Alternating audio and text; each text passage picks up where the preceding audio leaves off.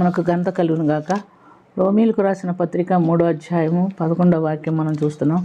నీతిమంతుడు లేడు, ఎవడనూ లేడు, ప్రతి ఒక్కడూ పాపం చేసి దేవుడు అనుగ్రహించి మహిమను పొందలేకపోవచ్చిన వారే అని మనం గమనిస్తున్నాం. కాబట్టి ప్రియమైనటువంటి దేవుని బిడ్డలారా, పౌలు భక్తుడు రోమీలకు రాసిన పత్రిక ఇది అని గమనిస్తున్నాం.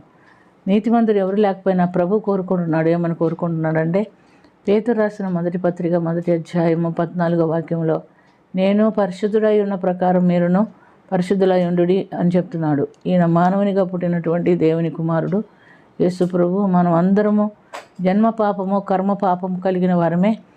జన్మ పాపం అనగా మన ఆదిపితరులైనటువంటి ఆదామవ్వలు దేవుడిచ్చినటువంటి ఆజ్ఞను ధిక్కరించి పాపం చేసిన వారై జీవించారు. ఆ పాపం వారు దేవుని ఎదుట క్షమాపణ అడగలేకపోయారు, పాప విడుదల పొందలేకపోయారు. ఆ పాప రక్తమే మనందరిలో ప్రవహిస్తుంది కనుక మనము కూడా జన్మ పాపం కలిగిన వారుగా ఉంటున్నట్టుగా గమనిస్తున్నాం.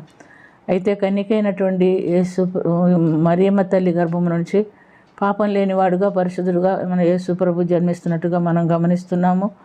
మరి పాపులైనటువంటి మనం యేసు ప్రభు వద్ద మన పాపములు ఒప్పుకొని ఎప్పుడైతే విడిచిపెడతామో మనకు పాప క్షమాపణ కలుగుతుంది.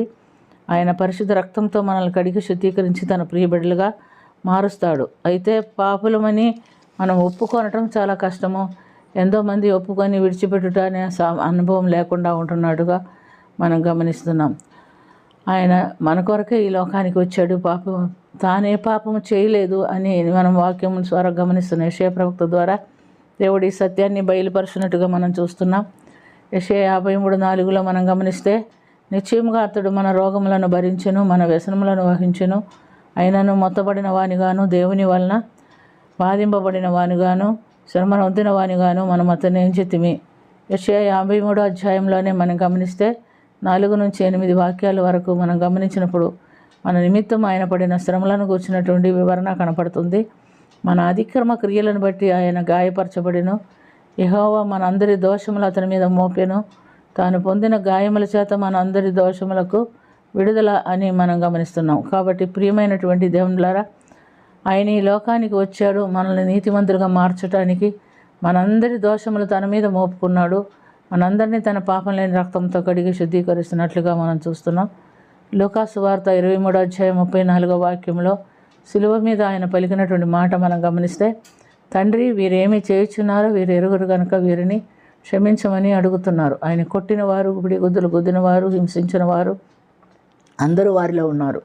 అయినప్పటికీ వాళ్ళు ఏం చేస్తున్నారో వాళ్ళు ఎరుగురు కనుక వారిని క్షమించమని క్షమాపణ అడుగుతున్నాడు. కనుక ప్రియమైనటువంటి దేవుని బిడ్డలారా, మనం ఎంతటి పాపులమైన ప్రభు సన్నిధికి వచ్చినప్పుడు ఆయన సన్నిధిలో మన పాపంలో మనం ఒప్పుకుంటే మన పాపములన్నీ కూడా ఆయన పరిశుద్ధమైన రక్తంలో కడిగి మనల్ని శుద్ధీకరిస్తాడు, మనల్ని నీతిమంతులుగా మారుస్తాడని దేవుని వాక్యం ద్వారా ఎరిగి అట్టి ధన్యత కలిగిన జీవితం మనం కూడా జీవించినట్లుగా ప్రార్థన చేసుకుందాం. ప్రేమ కలిగిన తండ్రి, కృప కలిగిన ప్రభా, సృష్టిగా మేము నీతిమంతులుగా జన్మించలేదు, పుట్టలేదు, పాపలుగా పుట్టి నీతిమంతులుగా మార్చబడుటకు మీ ప్రియ కుమారుని ఈ లోకమునకు పంపించి మా అందరి పాపములు తన మీద మోపి సిలువలో మరణం పొంది మాకు విడుదల ఇచ్చినందుకు స్తుతి స్తోత్రం చెల్లిస్తున్నాం.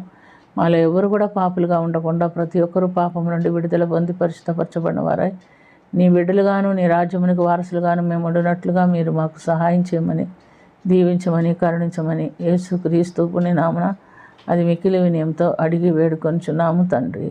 ఆమేన్.